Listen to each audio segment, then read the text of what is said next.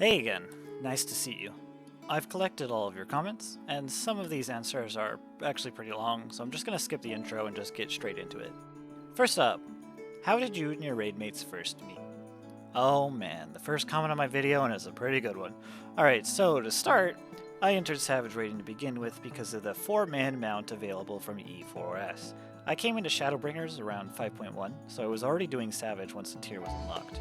I wanted the mount really badly because of some of my IRL friends that wanted to get into the game. It was the only mount at the time which seated 2 or more players that didn't cost money in the MOG station. It was essentially my only choice.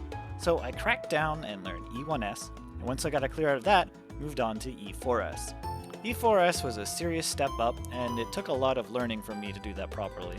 I didn't even know what a rotation was at the time, so I just kind of had my own messed up idea of how to play the class, where I just sort of made sure to get all my buffs out, and then used all my skills as quickly as possible. Thankfully, I could still do decent enough damage, so I wasn't like complete deadweight, but I was no pro by any means. It took me around 2 months to clear E4S and Party Finder, and during that time I came to do a whole lot of parties with a pair of healers who were always playing together. Their names were Lillian and Lucy, and we came to be good friends over the course of progging and trying to clear the fight, always saying hi when we met each other and working well when we were all together in a group. Eventually, we got our clears and our mounts, and when the new tier started to drop, they invited me to join them in creating a static. I accepted, and a few recruitments later, the rest is history. A lot of our slots have changed over time, and I miss quite a few of my old raidmates that came and went. But the core original group mostly consists of me, Lillian, Lucy, Nienna, and Rain. Lucy has since started their own static, and they're currently doing quite well themselves. Did you draw the thumbnails for your E8S and E12S videos? What was your favorite fight and video in this raid series? Did you ever get the E4S mount? That's several questions, and the answers are yes, E8S, despite 6 months of prog, and yes. Why did you choose a female Midlander/higher? 2 words. Thailander!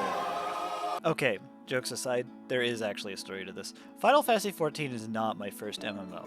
I played other MMOs before, notably Dragon Nest. And I really loved Dragon Nest. I could barely run it on my clunker PC at the time, but that was my go-to for MMO play back in the day. I played a blade dancer with tan skin and silvery white hair known as, you may have guessed it, Saleva. Yes, that is how you pronounce it. I loved her, and due to some gear that I had, she typically came with a blue aesthetic that I stuck to while playing the game. Eventually, I ended up dropping the game for many reasons, and when I came back years later, I had found out that there was a server wipe due to Nexon being changed out to a different company, and lost all of my character's data. This made me quite sad as I had become pretty attached to her. I also couldn't play with a new character because my PC just didn't want to fucking run the damn game no matter what I tried, so I had to move to another MMO. I tried many other MMOs, but I would always create Saleva in them as my character, in honor of her achievements in Dragon Nest. Her legacy continued to live on in many manifestations as I jumped from MMO to MMO, searching for something that stuck, before I finally landed on Final Fantasy XIV. It was around Stormblood when I joined, so at the time there wasn't a dancer class to pick. The next best thing on the list was Dragoon, and it sorta kinda gave me the same vibe with its mobility and particle effects that Blade Dancer had, so that was what I ended up choosing. Now, Saleva continues her adventure, free to continue the journey that got cut short in her home world. She is currently being used as my avatar for these segments because I don't really have anything else to use, but normally she doesn't actually talk that much and is used to putting up with people's shit in a semi-sarcastic, matter-of-fact attitude. Very true to the original dancer dialogue of Dragon Nest itself. What do you usually drink for raid nights?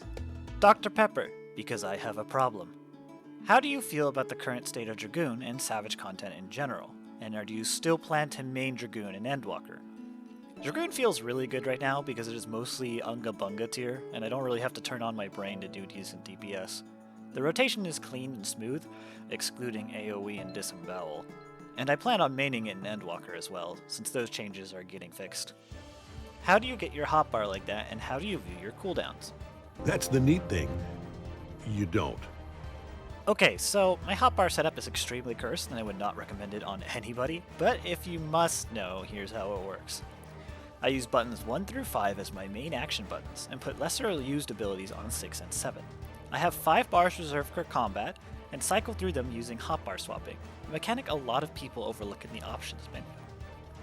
Essentially, what I am doing is swapping the hotbars available to me and rebinding them to the same keys. It does this in a rotating fashion, so I'm essentially scrolling up and down between different hotbars very quickly. To help facilitate this speed, I bind the forward and backward swap buttons to the front and back mouse buttons so that I can rapidly shift between them with my thumb. This gives me an unprecedented amount of speed without forcing me to move my hand all over the keyboard or buy a stupid MMO mouse. As for timers, I literally just don't see them. I've played Dragoon long enough to remember when things should and shouldn't be available, and only occasionally swap the bars around to check on them when I know they're about to come up. For less familiar classes where I can't remember the timers as well, I tend to put the abilities that I need to on a separate viewing hotbar that shows me their cooldowns on the side of my screen. One big side effect of the way I build my hotbars is that when I use Fang and Claw, it's bound to the same stupid button as Elusive Jump and is only one swap away from me accidentally smashing it. So I have this tendency to swap one too many times and just send myself flying into the abyss. It is kind of a problem, but I refuse to move Elusive because it lets me also quickly access it in sticky situations for the same reason it kills me. When did you realize that the clear was just around the corner, and how did that feel? We didn't think it was just around the corner. It kinda came as a surprise. We literally could never do a single clean triple APOC, so our clear came out of fucking nowhere when we least expected it. As for what I felt, it was catharsis. Can I have some materia? No. Who brings the shadow? I don't know. Same guy who brings the night? What's your opinion on caramel popcorn? Pretty good. Reminds me of my Boy Scout days. What's your favorite title in the game? I don't use titles, but I'm quite partial to the Meat Shield. What's the tastiest floor you've ever encountered? It's a close race between Shiva's Salted Ice Treat and Titan's Hard Rock Candy. How should we refer to you? I actually kind of don't want my character Syl to get mixed up with me, since she's been a big part of my MMO experiences over the years. I usually go by the online handle Dracobama, but for now, Kiane should work, until I find a less shit alternative. My raidmates still call me by my in-game name. What's the deciding factor for the fights you choose to do? Time? Not enough good footage? Or you just not feel like it? Wow, okay. It's kind of all those things combined. Alright, this is a long answer, so I'm going to try to keep it simple. There are 3 main factors that go into whether or not I create a video. First is the fight's content. If the fight doesn't have enough interesting things to showcase, it's not going to make a good video. For example, the first and last fights of a tier tend to be the most visually and mechanically diverse compared to the others, and thus make very good video targets. This is why they're typically the only ones that I actually do. E9S had the laser beams, the plants hitting you, knocking you off the edge of the platform, the PvP tile zone, and a whole bunch of other things I could easily showcase, and all of them were visually distinct from one another.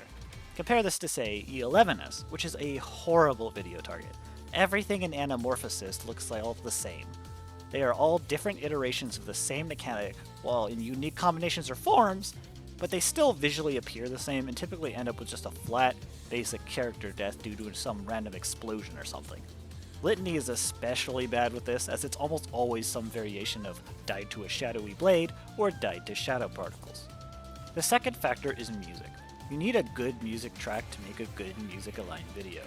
This is why E8S is such a good video, as the music is amazing and complements very well with the story I was trying to tell. The video ideas just flowed to me from the sounds and allowed me to create a story off of it that people could enjoy. If there isn't a good music track, I can't create a good atmosphere for that video, because what I'm doing is essentially just death compilation AMVs. E9S I had to replace the song with the Black Mage's version of Cloud of Darkness's theme, even going so far as to remix it a bit to make it fit better with what I was trying to create.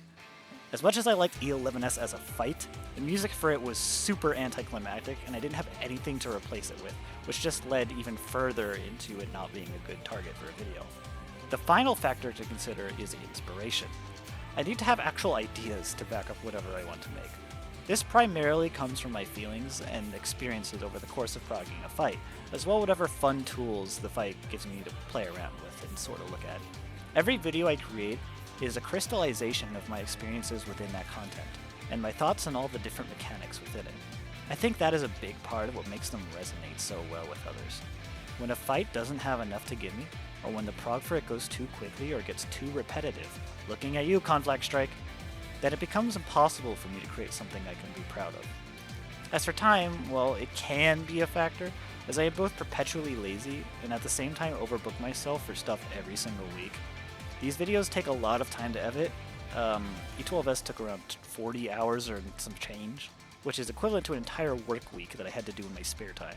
So please bear with me when I get my clear in like July, and don't upload it until fucking September. Will you be tempted to join the Reaper side? Dragoon for life, but I may pick up the scythe. Will you rename your team name because of astrology changes? And what's the story behind it? First of all, we're not renaming it. I refuse to let that ability die. Second of all, to expand on the story of how my static started, the name was actually not chosen by me, but by Lillian and Lucy. The raid time we decided on for our group was, I shit you not, midnight. We raid at 12 AM 3 times a week for 2 hours. The name Nocturnal Sect is very appropriate. The time was chosen just because it happened to be the times that me, Lucy, and Lillian were all online when we were progging Titan. And it just seemed like a good idea for lighting our schedules up neatly. Do melee have rights in the group? And is your main tank trying to kill you? Alright, I see what you're doing here. The answer is no, melee do not have rights in our group. And yes, you have killed me. Specifically me, actually, in some cases. But I can't let you get away with this, so viewers, please enjoy my main tank dying to tank busters for the next few seconds. And I say, well, it's just an ordinary day, and it's all your state of mind. Do you... God damn it, Chip. Do you plan on doing non-Final Fantasy related content? And are you going to do non-raid related content for Final Fantasy XIV? This one is a bit of a hard question. I'd love to do non-Final Fantasy related content. I have quite a few games that I feel like need a little love, and I would like to bring them to people's attention. However, I know already that almost my entire audience is here for Final Fantasy XIV, so it's hard for me to decide to go into anything else, especially since when I play games myself on my own, I'm usually quiet and not as entertaining as when I'm with others. So if you'd like to see more variety content, feel free to tell me, but I'm not holding my breath. As for non-raid content, I'd actually love to do some streams playing with viewers and stuff. Just casual things, you know? I have a few ideas for wacky hijinks to get up to in the game that I'd love to try out. I could also potentially stream my raid nights, but I feel like that one would fall pretty flat. I don't know. If you guys feel like you want any of this, please let me know in the comments below. I do in fact read every single comment, and I do mean every single comment, so I'll be sure to take note of it. So yeah, that's it. Thank you guys all for watching my videos and commenting them and giving me your support. I really do appreciate it all. But that's all. You guys have a nice night, and I believe you can clear it too. Go get 'em.